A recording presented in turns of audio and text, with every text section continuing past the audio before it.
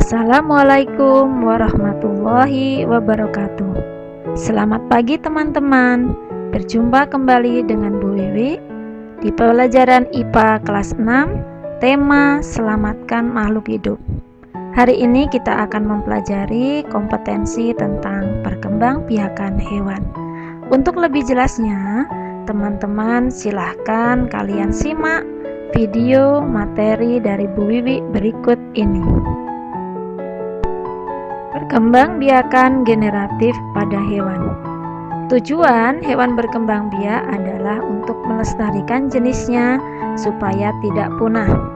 Perkembangbiakan generatif atau disebut juga secara kawin adalah bertemunya sel kelamin jantan atau disebut juga spermatozoid dengan sel kelamin betina atau disebut juga ovum.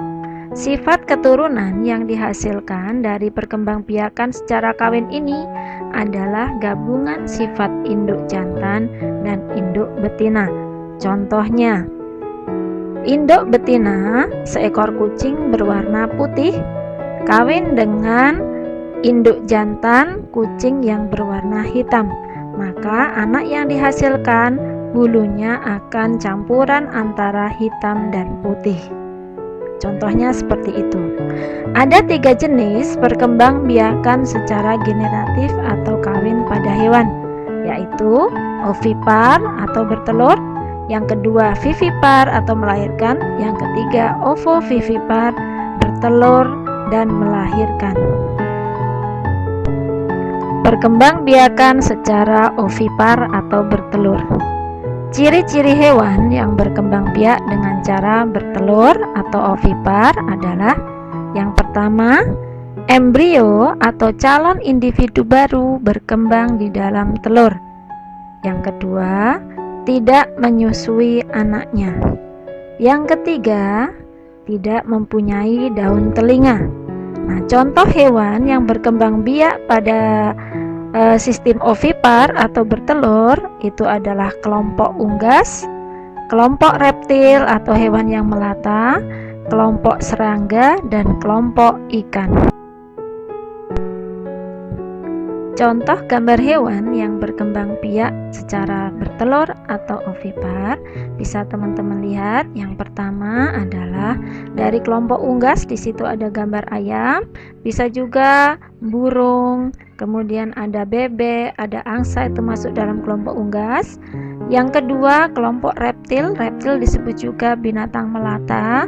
Contohnya bisa cicak, tokek, kemudian di sini penyu. Kemudian yang ketiga itu kelompok serangga atau insekta, itu juga berkembang biak dengan cara bertelur. Yang keempat, ini hewan unik disebut platypus ya, nama hewannya platypus. Itu dia bertelur tapi menyusui anaknya. Perkembangbiakan secara vivipar atau melahirkan. Hewan yang berkembang biak dengan cara vivipar atau melahirkan mempunyai ciri-ciri. Yang pertama, embrio atau calon individu baru berkembang di dalam rahim. Yang kedua, hewan mengalami kehamilan. Yang ketiga, menyusui anaknya. Yang keempat, mempunyai daun telinga. Contoh hewan yang berkembang biak secara vivipar adalah kelompok mamalia. Mamalia adalah hewan yang menyusui anaknya. Ada 2 jenis mamalia, yaitu mamalia yang hidup di darat dan mamalia yang hidup di laut. Teman-teman bisa melihat contoh hewan-hewan yang berkembang biak dengan cara vivipar atau melahirkan. Di situ ada gambar harimau, kuda, gajah, kanguru, kemudian singa. Nah, itu termasuk mamalia darat ya. Kemudian selanjutnya contoh yang mamalia laut itu ada gambar lumba-lumba. Kemudian ada ikan dugong atau sering disebut juga ikan duyung. Selanjutnya adalah perkembangbiakan hewan secara ovovivipar atau bertelur melahirkan. Ciri-ciri hewan yang berkembang biak dengan cara ovovivipar. Yang pertama adalah embrio berkembang di dalam telur tetapi masih di dalam tubuh induknya. Yang kedua adalah tidak menyusui anaknya. Yang ketiga, tidak mempunyai daun telinga.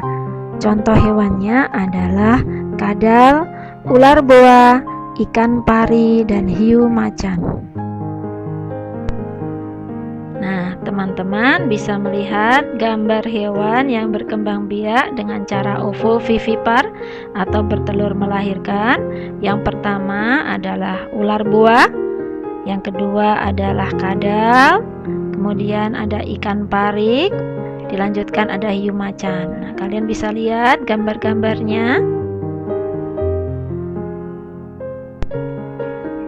Teman-teman, setelah kalian mempelajari cara perkembangbiakan hewan secara generatif ini, ada beberapa manfaat atau hikmah yang mungkin nantinya akan bermanfaat bagi kalian. Yang pertama, secara duniawi, dengan mengetahui cara hewan berkembang biak itu akan bermanfaat bagi kehidupan kalian. Contohnya, mempraktekkan saat kalian beternak hewan, beternak unggas misalkan, seperti itu ya, atau beternak hewan-hewan lain yang nanti secara ekonomi bisa menghasilkan. Nah, yang kedua, saat kalian mengamati video pembelajaran ini, karena kalian belajar daring, itu membutuhkan kesabaran dan ketelitian sehingga kalian bisa memahami video materi tanpa bertatap muka dengan bu guru. Yang kedua, dengan pembelajaran daring ini juga akan melatih sikap jujur kalian ya. Sikap jujur kalian benar-benar melihat videonya, menyimak, mengikuti atau tidak. Yang kedua adalah tentang kedisiplinan siswa. Kalian mengerjakan tepat waktu atau tidak. Nah, mudah-mudahan apa yang disampaikan Bu Wiwi ini bermanfaat bagi kalian. Jika ada hal-hal yang tidak jelas, silahkan kalian menghubungi Bu Wiwi langsung. Nah, setelah kalian melihat video ini, silahkan kalian kerjakan LKS tentang perkembangbiakan hewan. Itu kalian mengelompokkan, disuruh mencari 6 gambar hewan, dikelompokkan mana yang ovipar, mana yang vivipar, mana yang ovovivipar, ditempelkan di LKS yang sudah dibagikan saat drive-thru ya. Demikian dari Bu Wiwi, mudah-mudahan bermanfaat.